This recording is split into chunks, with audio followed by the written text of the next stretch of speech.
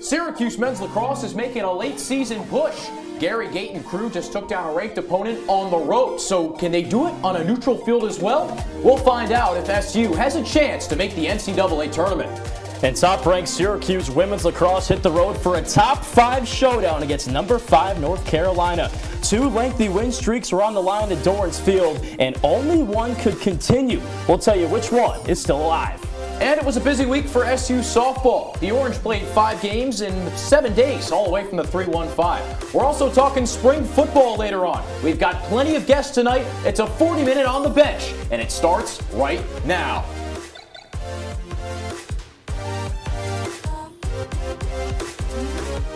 Happy Hump Day, everyone. Ian Unsworth and John Eads here in the CitrusTV studios. You can catch us on OTN or live on YouTube as well. John, we got to start here. Did your parents pay you to do chores?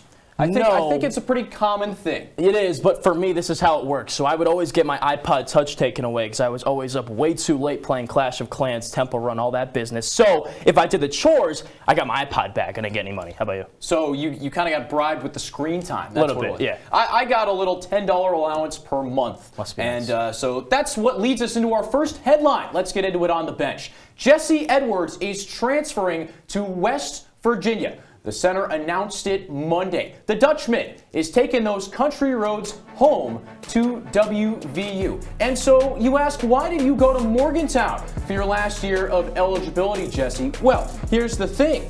He decided it's the place he belongs because he wants a new challenge. Well, also, if you look into it a little bit deeper, there might be an 8-figure, 6-figure, you never know, NIL deal on the table for Jesse. So you get paid to play basketball, you get paid to do your chores. It's a lot of dough. Yeah, I didn't get that luxury, but Jesse Edwards gets that luxury to play college basketball for the Mountaineers. But in any case, Syracuse men's basketball made another big splash in the transfer portal pool over the weekend in its own right.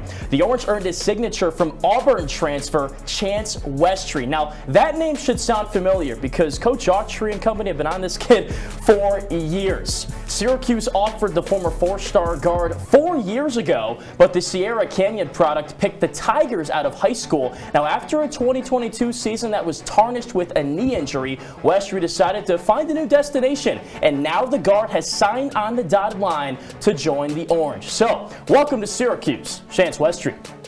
We're going to step away from basketball for a second because we've got some great gridiron news. Sean Tucker, the All-American running back, is finally healthy. Tucker did not participate in either Syracuse's Pro Day or the NFL Combine because of a medical exemption. No one knows what the injury was, but he was not cleared to participate. But if you didn't go to the NFL Combine, you are invited back to Indianapolis for separate testing. Tucker cleared all those tests, and good news, he's having his own Pro Day Monday, April 24th here on the Hill. So Sean Tucker on his way to the pro ranks. One player that might also be headed there is Joe Girard as we get back into Syracuse men's basketball. The Orange's top scorer from last season spent the weekend down in Baton Rouge. And no, JG3 wasn't there for a nice gumbo and Cajun shrimp date with his girlfriend. Instead, the shooting guard was taking a close look at LSU. The Tigers lost 6 players to the transfer portal, so they're a program that's really in dire need of talent, and Girard certainly fits that description. The Glens Falls native was a 1,000-point scorer in the Salt City, and I have to say, the gold and purple looks a little silly on him, but perhaps JG3 is indeed headed to the Bayou. JG3 started right here in Central New York. Everyone loves a coming-of-age story. Right now on the Hill, that's Syracuse men's lacrosse, growing up right in front of our eyes. The 17th-ranked Cuse just beat previously 15th-ranked Princeton on the road, thanks to key contributions from star freshmen. But as the Orange have improved over time, one has to wonder, does time heal all wounds? Because last Saturday, SU had a chance to take down a UNC team that beat them by 6 in the Dome earlier this year. The second matchup was not played at Dorrance Field in Chapel Hill. No, it was at a high school in Maryland. Why? To cut down the travel time between the two schools. Carolina got the scoring started early. How about a question mark dodge from Henry Schertzinger? I know Ben Spector likes that one. But Syracuse responds. Griffin Cook heats it up from the right wing. Stick side high on Colin Krieg, and the Cuse in front 3-2.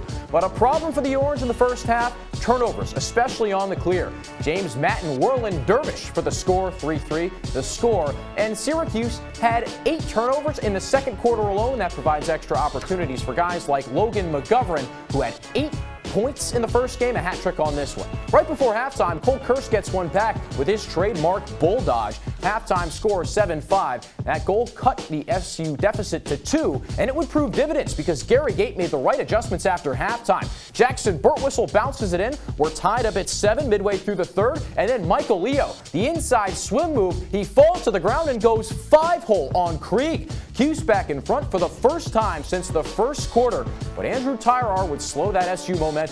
Tyrar had the wheels rolling all day. A career-high 20 face-off wins. He's going to take this one himself, go low left. That's his 7th straight game with a goal. So UNC's got the juice going into the fourth, but Syracuse gets it back. Extra man up opportunity. Alex Simmons with the range extender. 15 yards out, his 15th goal of the season. We're tied up at 11. How about star freshman Joey Spallina against the grad student Evan Egan? Get off me. Spallina just too strong, and the Cuse in front, 12-11. But Evan's younger brother Dewey comes back. Now 14-14, 2:43 to go. Now 15 seconds left. Michael Leo, the hezzy, and he goes. Leo lays out and scores. Syracuse wins it 15-14, a big-time statement win in the ACC. Back-to-back ranked victories for the Cuse, now 8-5. And tournament questions, Ryan Bridges is on the scene with more. With 20 seconds left in a tie ball game, this is when freshman Michael Leo began to make his move. It was a rough journey for Syracuse to get to this point. SU had struggled mightily on clearances, turning the ball over multiple times inside their own half, which resulted in Tar Heel goals. The Orange also had a terrible day at the faceoff X, going 10 of 32. But with just a few seconds left in the game, on their last possession, Michael Leo was able to slot the ball underneath Colin Krieg and give Syracuse a 15-14 victory over number 11 North Carolina on Saturday. After the game, Syracuse head coach Gary Gate talked a little bit about how the team was able to persevere and show resiliency in the final moments. Just told these guys, hey, stick together. You guys are a good team, and if you stick together and support each other, and you can make the plays, it'll make the difference. We got a whole half left, and they came out and they started out well in the second half, got a run going for us. So just glad they responded. I tell you, the second half, they stuck together much more like a team and made the plays when they needed to. You can see in when we scored, our entire bench was on the field. You know, it means a lot to us. And I was just talking to Stephen Brooks, and he that was the first thing he said, was like the fact that when you guys score, it's everybody cares, everybody's going crazy. You know, like that's exactly what you want in a young team, and you know, we're just doing our thing right now. That's now back-to-back ranked wins for Syracuse, giving them 8 on the season, double of what they had in their 2022 campaign. Syracuse has the chance to pull off the ultimate turnaround season, going from one of their worst in program history to an NCAA tournament berth the very next year. They still have a chance to bolster their NCAA tournament resume when they go to top-ranked Virginia next week on the road. Reporting from Our Lady of Good Counsel High School in Maryland, I'm Ryan Bridges, CitrusTV. So check out Joey Spallina and the impressive freshman season this guy has had. Out of Mount Sinai, the #1 recruit in the country, now has numbers comparable to Mikey Powell, the 3-time Wharton winner in 4 years at SU. Spallina has more goals and more points through 13 games, but Powell in the entire season had 70 points. Spallina's on pace for 71. And right now, Spallina's not in the Wharton conversation because Brennan O'Neill from Duke is still tearing it up, but he should at least be an All-ACC freshman teamer, at least close to those All-American watch lists, and you never know what's to come for the former #1 recruit. John? Yeah, Ian, I bet that Wharton voters are going to be pulling out their pencils pretty soon and erasing some of the guys on that list and putting Joey Spallina on there. So we'll see what may come with that. Joined now by Peter Elliott. He's our Citrus TV men's lacrosse beat reporter. And Peter, look back at this picture. I mean, if you were to show me this even a month ago, I would have been like, what is this heresy? Syracuse beats North Carolina, beats Princeton, both ranked teams, both on the road after starting the season with losses to Duke and this same UNC team. How have they turned it around from being below 500 to now in the NCAA tournament discussion? John, the funny thing is this Syracuse team isn't really playing any different than they have all season long. They're still getting torched at the face-off X. They're still getting outshot by teams, and they still are not scooping ground balls like other teams. But the same thing that's keeping them in games, Wilmark is standing on his head in net, and the offense is as efficient as ever. I think it really comes down to, John, the fact that they caught their last two opponents at the right time. Princeton is a team that struggles in the same way that Syracuse does to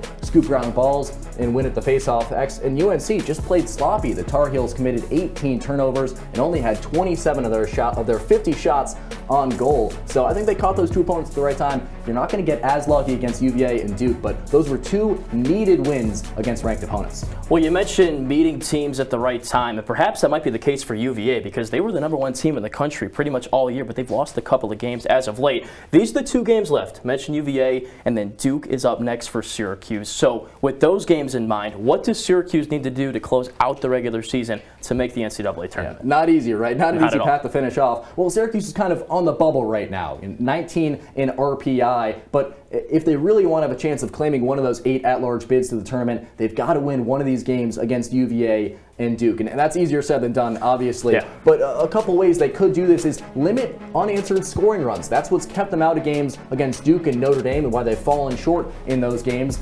And obviously, it's too late in the season, I think, to ask Johnny Rachusa and Jack Fine to suddenly win a majority of their faceoffs. That ship has sailed. But you can really ask Dave Pratchemal's defense to step up and limit those scoring runs. Another way, just less sloppy on the clear. They gave up 3 goals on turnovers against UNC last week. You can't make those mistakes against poised teams like UVA and Duke. And finally, you really just have to be as good as you've been all season long in man-up opportunities. They're the best power play team in the country. 35 goals when the other team is disadvantaged.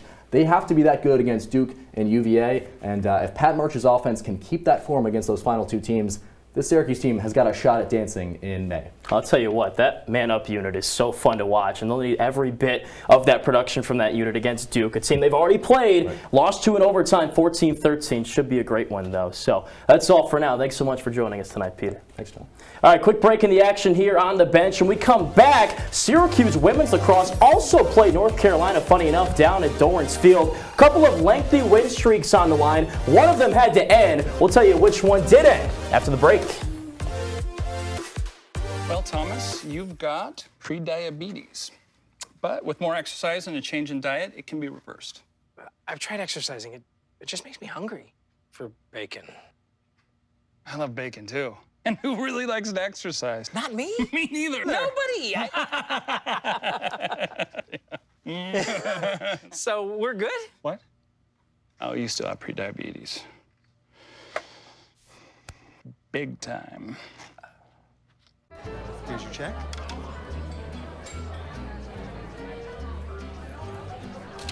Oh, you got it. You know, since I got rid of my car, I really enjoy walking. Okay. Got it. No?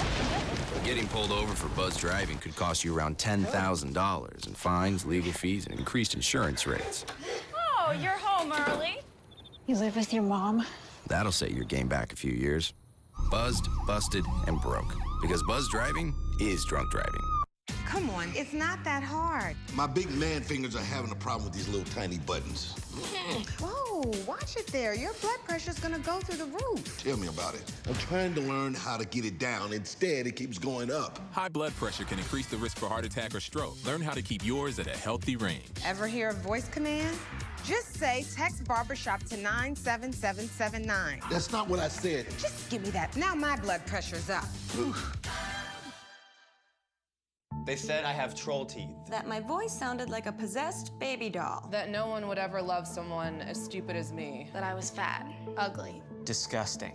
The effect of bullying is potent. We will no longer be the silent majority. Now, when you see online bullying, there's something you can do about it. We're gonna take action with the I. I am a witness. I am a witness. I am a witness. I am a witness. I am a witness, and so are you.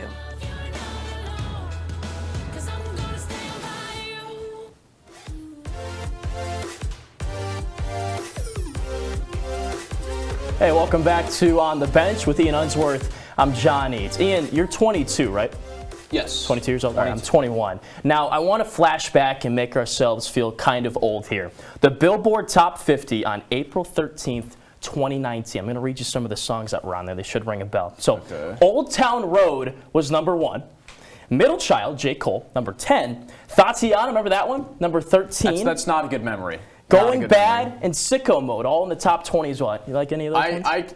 So I used to work at a camp. I was a YMCA camp counselor for a couple years in high school. Old Town Road is not a good song, and when you hear 6-year-olds yelling it at full volume, not any better. Good times, 2019. Why am I bringing this up?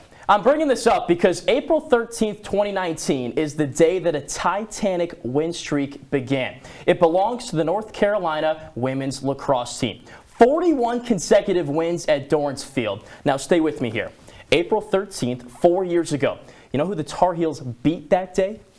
Gary Gates' Syracuse women's lacrosse squad. So that sets the table for Saturday's clash. The #1 team in all the land back for revenge with a chance to bookend UNC's era of home dominance.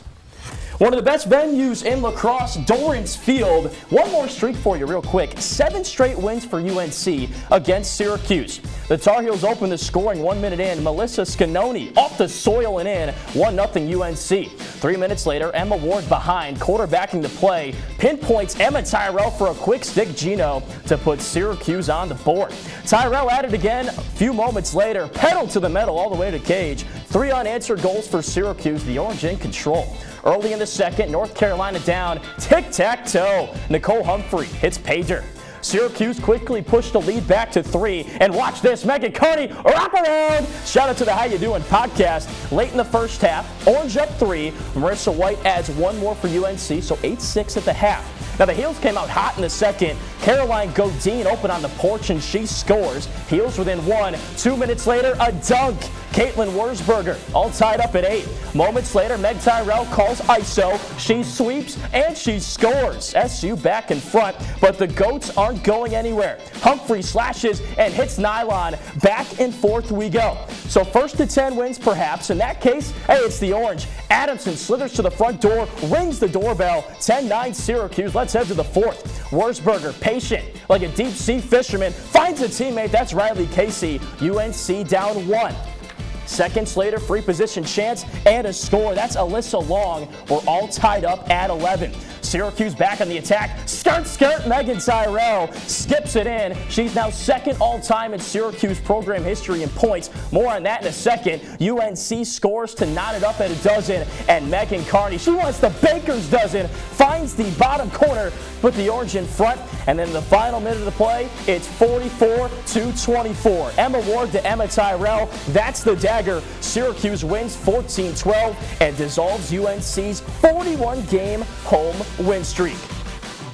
So with that result in mind, it sets up the ACC tournament, and this is what it looks like. So Syracuse, the 1 seed, obviously. Every team they've played this year, they've beaten. 15 straight wins for Syracuse, which ties a program record. Clemson at the bottom, they've got UNC. The Tar Heels figure to be the 2 seed, so should be a fun one. The ACC tournament coming up in just a few days. The Orange get the winner of Duke and Louisville.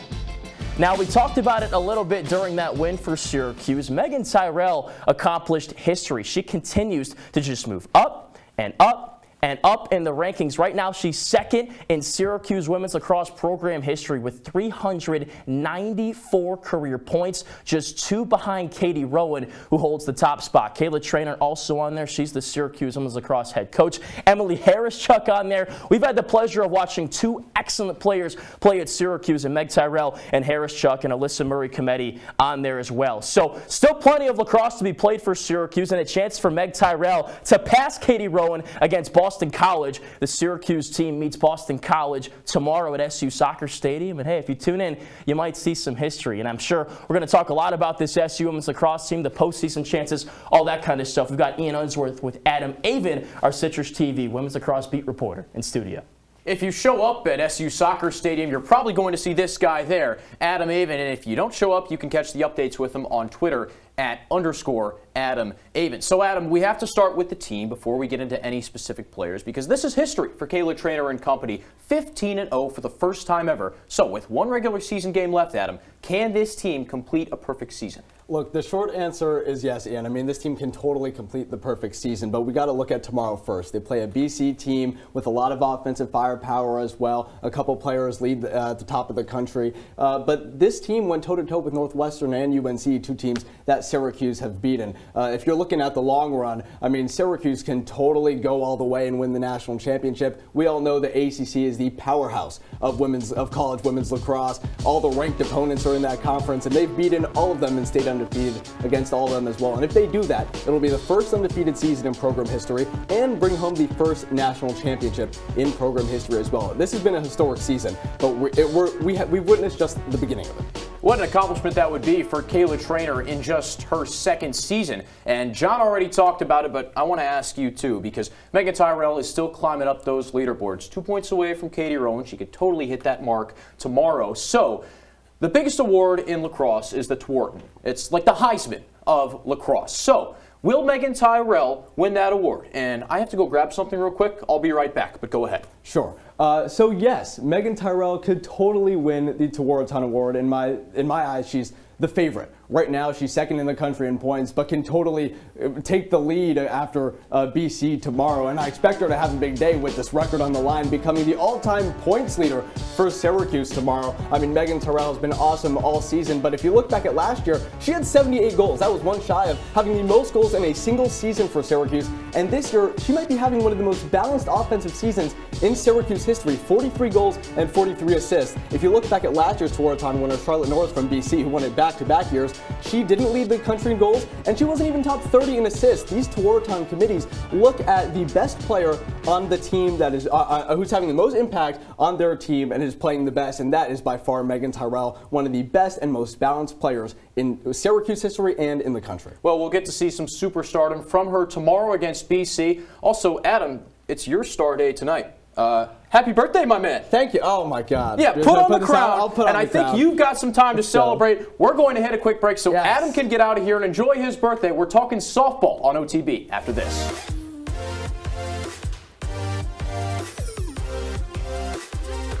Welcome to my house. Everybody's pretty tired of each other. The walls were closing in.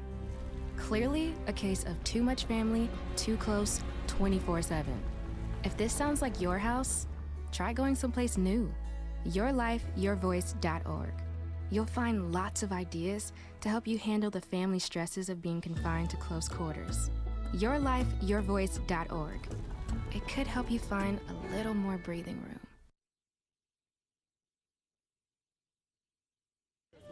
Leaving hot coals improperly extinguished can cause a wildfire. Hey guys, it's Smokey! It looks as if Smokey is going to use the drown, stir, drown, and feel technique. After the first drown, a good start.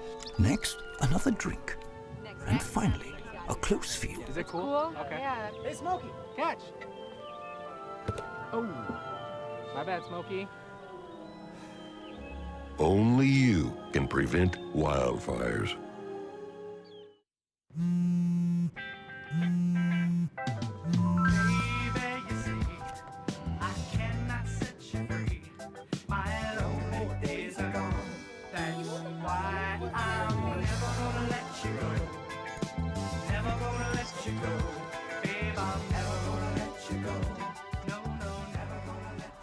Here you go. Thank you. Thank you.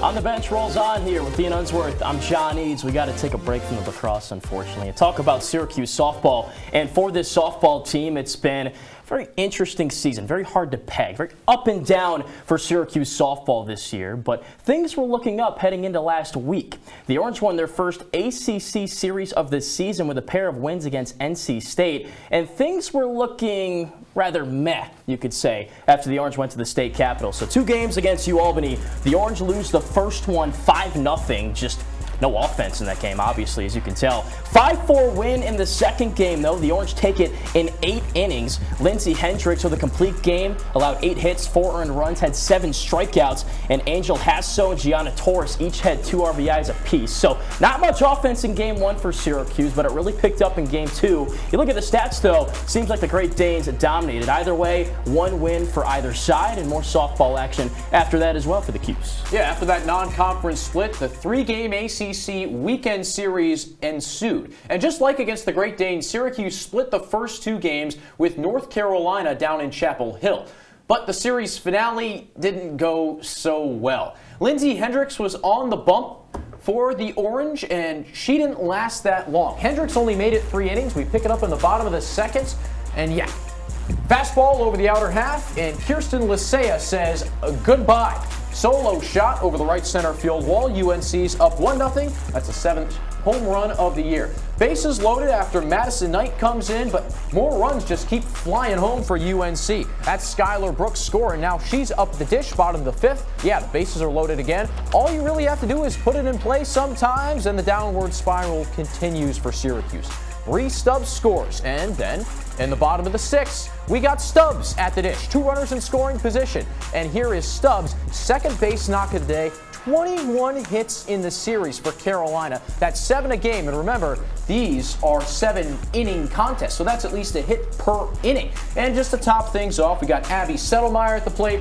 She lofts it to deep left center field. The catch is made, but a pretty easy scoring play as Cuse can't control it. Also, Lily Backus threw a complete game shutout. And that's been the story for the Syracuse Bats all season. Rock bottom. You can't hit, you can't drive in runs, you can't hit for power. The pitch selection isn't even there. You don't walk a lot, you don't get on base. Well, you just can't produce. It's too bad, too, because the pitching's been so good. I mean, there was a no-hitter in that NC State series, so if this offense could just generate runs, they'd be in a good spot, you'd think. Yeah, the pitching hasn't been fantastic. You're not getting a lot of swing and misses, but there's a little room for hope. But when the ball's not going to your fielders, it's dropping instead, you got problems. Fielding percentage isn't great, but when you're not getting those fielding chances, well, man, like, what do you expect your players to do? You can't make outs, and that's where things get really tough. And that's why they're struggling this year in ACC play, and really just holistically. Yeah, well, we've got another Syracuse team that hit some lumps in ACC play. That's the football team, back for spring practice. The spring game's on Friday, and we'll preview it with Ian Nicholas after this. Do trees tell each other stories? I'm sorry. I'm afraid I don't know that. Hey, why don't we go find out? Listen. Do clouds take naps? I couldn't tell you. Dad, do stars visit their friends? Look.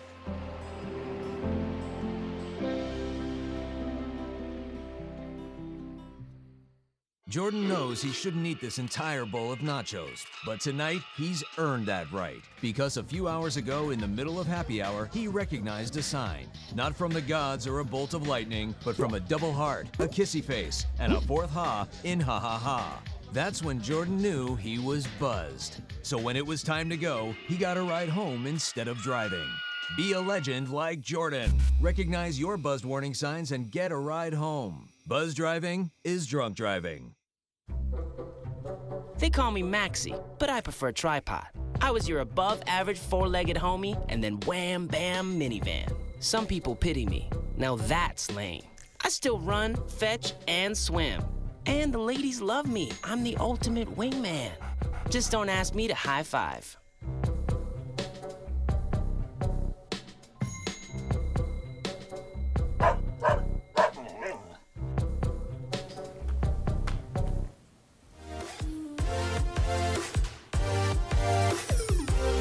Hey, welcome back to On the Bench. I'm John Eads. We'll hear from Ian Unsworth in just a second. He's joined by a guest, too. Just a little bit of a tease there.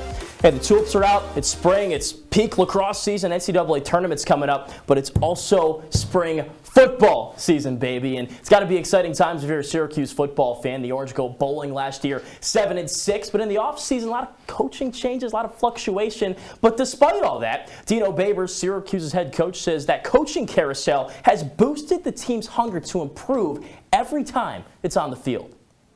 I think the camaraderie was good out there. They're excited. The new coaches bring a certain energy to it. Those guys are out there trying to impress some people that haven't been able to see what they've done up close and personal, so they're not resting on their laurels. And I always think that's exciting. When you bring new coaches in and new players in, they're trying to impress each other. Well, we brought Ian Nicholas in. He's our Syracuse football expert. And Ian, there's a lot of change going on with Dino Babers and company. Both coordinators are gone. Robert Anae to NC State, Tony White to Nebraska. So how does Dino adjust and evolve without these guys? Well, it's funny. You say evolve, but really the solution for Syracuse this season has been continuity. You lose Robert Anae, who do you promote? The player that he coached and the coach that coached under him at both BYU and UVA, and Jason Beck. And then defensively, well, yeah, I understand. Tony White's a great coordinator. Who taught him how to do his job? Rocky Long, who dominated at San Diego State and New Mexico. Really the godfather of a 3-3-5 defense that has turned Syracuse's unit around over the last 3 years. 10 of the 13 seasons that White wasn't on Syracuse's coaching staff, who's he coaching under? Rocky Long. He has really done wonders with the Lobos over the years, and he's going to do wonders once again with the defense that he knows very well. With Marlo Wax at the helm, everything should work out very well. Well, good thing Dino made the Godfather an offer that he couldn't refuse. Could not refuse it. But there's a lot of changeover on that defense. Michael Jones is headed to the NFL draft, which is happening just next week. So on that defense, Ian, what position group is really up for grabs? Because there are a lot of spots to be filled. Well, you bring up the linebackers, but honestly, Marlo Wax, there's a lot of guys there who could fill in for Michael Jones as well. I'm looking at the corners because, yes, you'll lose Deuce Chestnut to LSU. Who replaces him? Well, there's two guys already on the roster, and Isaiah Johnson, who started when Garrett Williams went down last year, the former Dartmouth transfer, and Jeremiah Wilson, who hopped in the portal for literally 2 days and came back. And then two guys, Jaden Bellamy and Jaden Gould, two transfers, former Jersey guys who are going to make an impact in that room. The portal's played big for Syracuse in the past. Hopefully it works out in 2023. Spring games this Friday. You'll probably catch Ian Nicholas there as well. Thanks for the time. Thank you, Ian. After this, we've got Performers of the Week and Top Plays. Stick with us here on The Bench.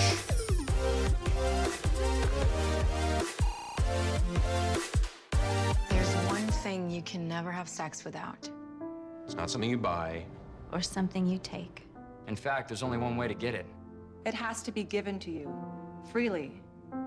It's consent. Because sex without it isn't sex. It's rape. Consent. If you don't get it, you don't get it. It's on us to stop sexual assault. Learn how and take the pledge at itsonus.org.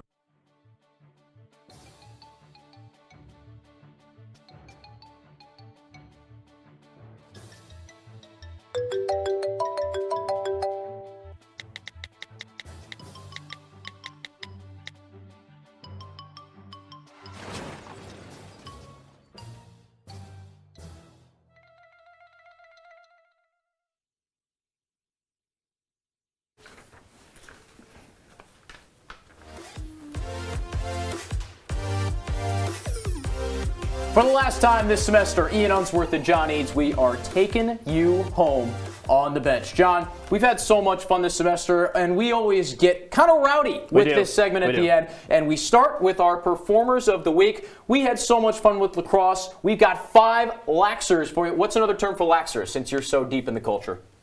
Lax bros. Lax fish, bros. if they're not good. Lax rats. We don't have any fish here. Only top performers. That's where we're starting with Emma Tyrell. The younger sister is our first Performer of the Week, and Emma was magical against UNC last weekend. She assisted on the game-winning goal and then scored the insurance tally 1 minute later She tied a season high with 6 points, and something she does so well that Kayla Trainer and her sister Megan have highlighted all year is cutting in space without the ball. She's excellent against that. I'm glad you mentioned cutting because that's exactly what Performer of the Week number 4 did here, and that's Michael Leo for Syracuse men's lacrosse. Here's what he did.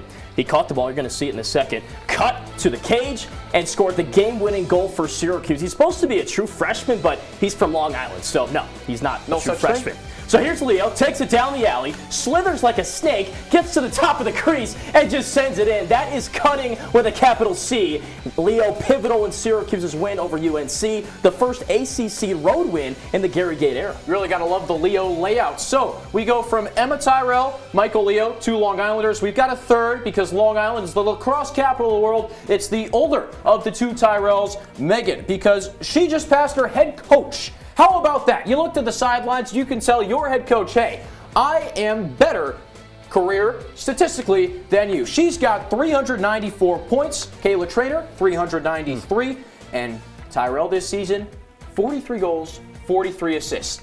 Even distribution, fantastic numbers. Pretty darn good. I tell you what, we're not going Long Island for Performer of the Week number 2. Instead, we're going to Bernardsville, New Jersey. You know who's from there? Good bagels. Mike Tyson, also my girlfriend. So that's notable as well. Cole Kirst, the pride of Bernardsville, New Jersey, transfer from Lehigh, has been so good down the stretch for Syracuse. 4 points in this game, including a hat trick and an assist against UNC. 10 goals in his last 4 games. This team is cruising down the stretch of the season, and Big Cole Kirst, the BDJ kid, big reason why. That bulldog of his is a trademark. He is a massive human being, very hard to move. Speaking of hard to move and tough, Delaney Schweitzer is our final Performer of the Week because mental toughness is the perfect adjective to describe Delaney Schweitzer. Last year, really struggled. Only saved about 28% of the shots that came her way. This season, she's doubled that. She's at 55%. Her goals against average is down 3. And against UNC, she tied a career high with 15 saves. She was the ACC and National Defensive Player of the Week. A big-time performance from Schweitzer. She's been really darn good, especially against the free position shots. Like, nothing can get by. That's a brick wall. They're basically playing wall ball, but Delaney Schweitzer is the wall, and the ball is not going through the wall. And Syracuse had to replace people on defense. Sarah Cooper's gone. And last year, I mean, there was so much uncertainty. In that UVA tournament game, nobody made a save until the 4th quarter. This year, it's been night and day even since the opener, and that's a big reason why Syracuse is good. Kayla doesn't have to worry about that. Nobody's beating this team. Good thing we got some wood right here to do that. All right, let's get into our top plays. I don't think Delaney Schweitzer's on there, but a lot of lacrosse action, and we start with Sam Alexo for Syracuse. Likes it. Here we go. Colin Krieg out of cage. UNC's goaltender. Keep your head up. Sam Alexo coming in. The Salminator taking his head out. Look out. Yeah, that is a T-bone collision right there in the middle of the freeway. How about number 4? We go from Olney to Dorrance, where Megan Carney with the shovel shot around the bend and in. Didn't even have to look at the cage. The goalie went low, and Carney said, how's that? Flying over your shoulder. We'll see you later. It's called the wraparound, and they name it after Joey Spallina. That's who we have for top play number 3. He buries his shoulder and air gates it in. How about some 22 magic from Joey Spallina?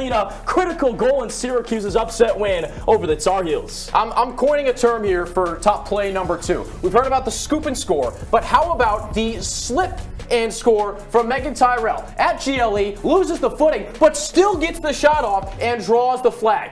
And one as Tyrell is collapsing, almost belly flopping. She sneaks it in. Let's change genders for top play number 1. Same exact play. It was Megan Tyrell there. It's Michael Leo here. Puts it in his left hand, falls down on his stomach, still finds nylon. That's the game-winning goal. Comes with 12 seconds to go. Syracuse beats North Carolina and keeps those NCAA tournament hopes alive. We're breathing. Whoo, whoo. Heart's beating, baby. It's certainly beating fast, but with 2 games left, Gary Gate and crew are so close, they can almost taste it. I have to beat either Virginia or Duke, both top 3 teams. Yeah. What do you think? Well, they played Duke super tough a couple months ago, 14-13 in overtime. last year. 8 pipes in that game, though, for Duke. So, you know, take that with a grain of salt, I guess. Virginia trending down as of late. #1 team for like 7 straight weeks. They've lost a lot of games as of late. I like Syracuse to win one of those 2 games. I predicted the first 2 upsets already, so let's do another one. I think they're going to beat UVA season finale. Yeah, that UVA offense is great, but I think Syracuse can score with them. That's going to wrap things up for our final On the Bench. Thank you so much for everyone who helped us along the way, and to everyone behind the scenes, Ryan Bridges, all the producers, and my best buddy here, John Eads. It's been a pleasure, man. Love you, and have a great night, everyone. It's an ACC clash at a neutral site in Olney, Maryland. Syracuse takes on North Carolina at Our Lady of Good Counsel High School, seeking revenge over the Tar Heels. Finish him.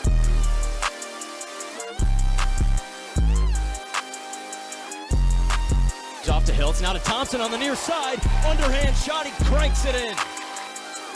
Simmons with it, a pass in front, quick shot to score. Now to the near side, right in front of the net. A bouncing shot, and he scores. Michael Leo pumps his fists in the air. He just gave Syracuse the lead, 8-7. Seconds to shoot. Dodges down the right alley, gets to the crease, fires the shot, and he scores! Michael Leo gives Syracuse the lead. Michael Leo, you've never scored a bigger goal in your life. And that's it. Triple zeros on the clock, and Syracuse wins.